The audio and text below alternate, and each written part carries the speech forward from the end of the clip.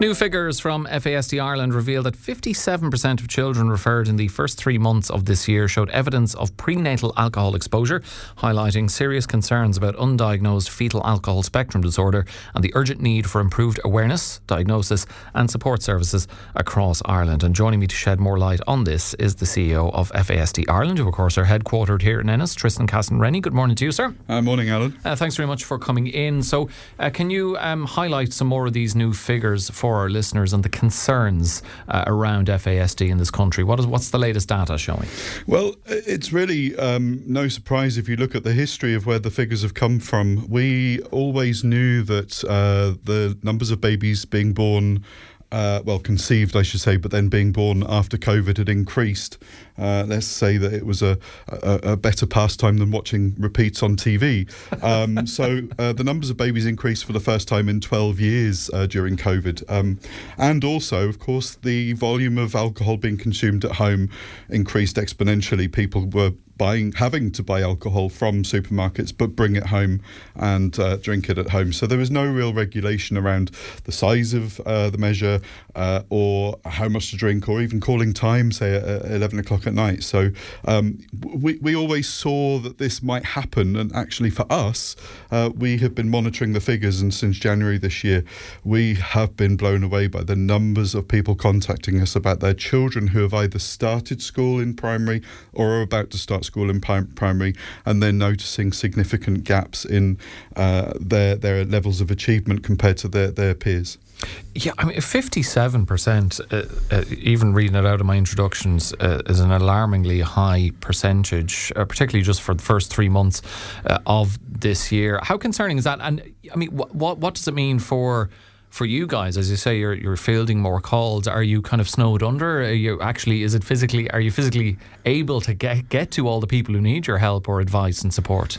We are snowed under. I don't have any room left on my face for another grey hair, unfortunately. We are working as hard as we possibly can.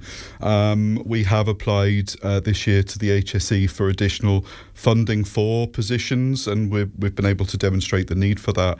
But, you know, it's great to talk statistics, but let's put that into numbers. We've fielded around 600 calls so far this year through our national telephone helpline. And if you work out 57% of that, that's over 300 families who've made contact with us with concerns about children aged 6 and under. What kind of challenges, I mean, you kind of touched on it a bit there, Tristan, in terms of at school. What kind of challenges can children and indeed adults with FASD face in everyday life? You know, as you highlighted, issues in terms of school going and so on, and learning. What other problems can it present? Well, it's across everything really. It's cognitive, it's behavioural, it's executive functioning, even down to making friends, keeping friends. It's all of those challenges that we would recognise as somebody living with FASD. The thing is, when the children are at home, perhaps going into nursery, it's not so evident. You can't recognise the symptoms so clearly. But then when they suddenly find themselves in a classroom of 10, 15, 20, even 30 children, then they start to stand out. And what I'll just say to you is last month, Rob, one of my colleagues, did some work up in Ballinlough, up in Roscommon, and he worked with a school up there with 33 children in the school, and 3 of those children live with FASD. That's 10%. Okay. I mean, look, I suppose with COVID, as you said, it was inevitable there was always going to be a certain increase of incidences of FASD. But do you think more generally, Tristan, there needs to be more public awareness in this country about the risks of alcohol consumption during pregnancy? I mean, obviously, since you guys came into being, that level of awareness has increased tremendously, and you're doing great work. But you can only do so much. What more needs to be done to ensure expectant parents they understand those risks? Well, it's interesting because on my drive in this morning, I was listening to Colm on the radio, and there was an advert played just in the latter part of his show that was from Water Safety Ireland, and it said alcohol and aquatics do not mix. That's a really strong message, in the same way that we want the government to say to people alcohol and conception and pregnancy may harm your baby. the will harm applies to if men drink any amount of alcohol in the 64 days before conception, and may harm is if a woman drinks any amount of alcohol in the 9 months of pregnancy. In terms of your interactions with government over the past number of years, do you find that there is, if there has been any sort of lack of awareness as a big issue, as a significant issue, that is ebbing away? Are you still having to chip away in terms of raising awareness and indeed accessing the kind of funding and support that you need to help the numbers of people who are coming to you and leaving you snowed under? It's incredibly difficult to get to meet with this government. I would say in this dial, the barriers have gone up again. They are meeting select groups who are favoured with good social messages, I guess.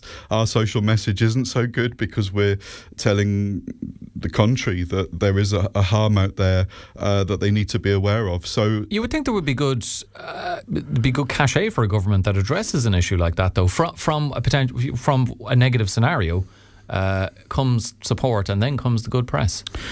I think we have to go back in history, and we have to look at the current government, the current coalition of government, and both of those parties are rooted in the alcohol industry. That's where they were both founded from. So I think there's a little bit of allegiance towards the alcohol industry here. Let's not forget that last year the Minister for Health, Jennifer Carroll McNeill, deferred the implementation of the Public Health Alcohol Act 2018, so the alcohol labelling is now pushed back to 2028.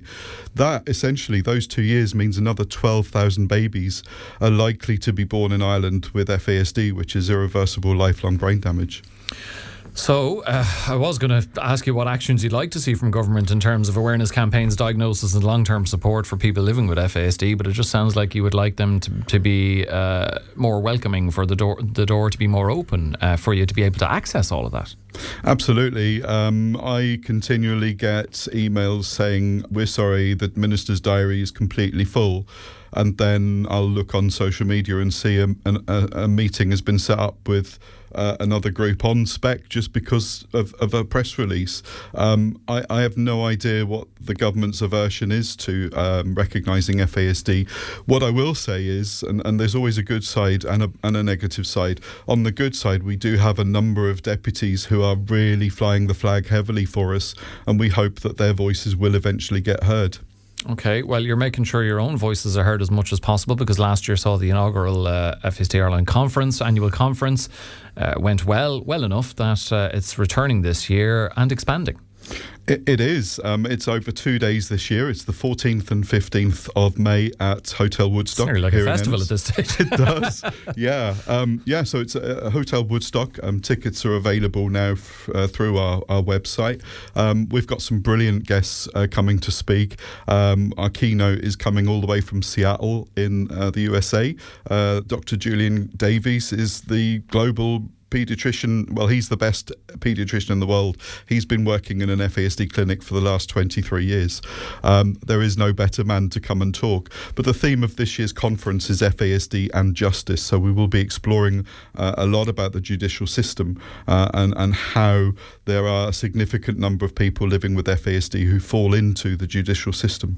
Okay, so that's the 14th and 15th of May, and I'm sure we'll be hearing more about that as we get closer to that time. But for the moment, I hope you find more success before the end of 2026 in terms of accessing the corridors of power. But for the moment, Tristan, keep the faith, and thank you very much for joining us on Morning Focus. Thank you.